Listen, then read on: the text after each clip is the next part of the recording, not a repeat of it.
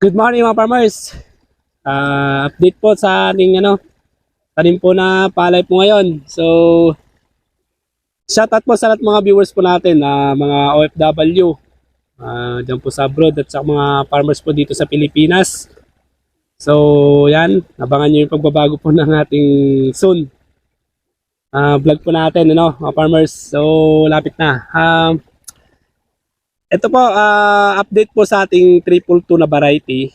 Ayan. At tayo po ay nagpapatubig po ngayon kasi hindi na po umulan eh. Pero medyo basa pa yung ating lupa, yung itong tinaniman po natin ng 222 pero kailangan ko lang nalagyan po ng tubig. So ito po ay 64 days na po mula po nung isabog tanim po mga farmers. At ano pong nangyayari kapag 64 days po sa tanim po natin na 222 variety na inbreed. So, tignan naman natin mga farmers, Yan, so ito po yung ating tanim po na 340 na variety na sabog tanim pong ginawa po dito. So, ang nangyayari po kapag 60 days up, pataas po, ay ito po yung pagbubuntis po ng palay. So, dito nakapalob na rin po yung flowering stage po niya. As makita nyo po itong tanim po natin sa banda ron po, makita nyo po na may tigisa na pong lumalabas na kanyang mga flower. So, hindi naman po sabay-sabay. Yan, nagkakasunod-sunod lang po siya na lumalabas po ang kanyang mga flower.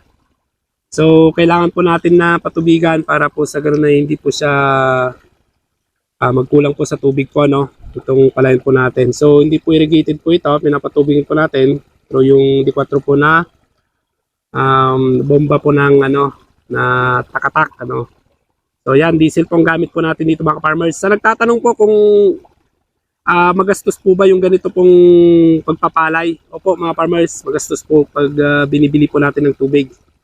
Magastos po talaga. Huwag niyo po asahan na kita kayo ng malaki sa ganitong pagbubukid po. Gamit po yung bomba para matubigan po. Kasi hindi po irrigated. So back po tayo sa ating ito po makita niyo po may sample po dito na una pong namulaklak. Ayan. Kung makita nyo po, ayan, nasa flowering stage na po siya. So, mahalaga po to na malagyan po ng tubig. And, napansin ko, itong tanim po natin, may mga green leaf hopper po. So, kailangan na to may sprayan po ng pang-insecticide.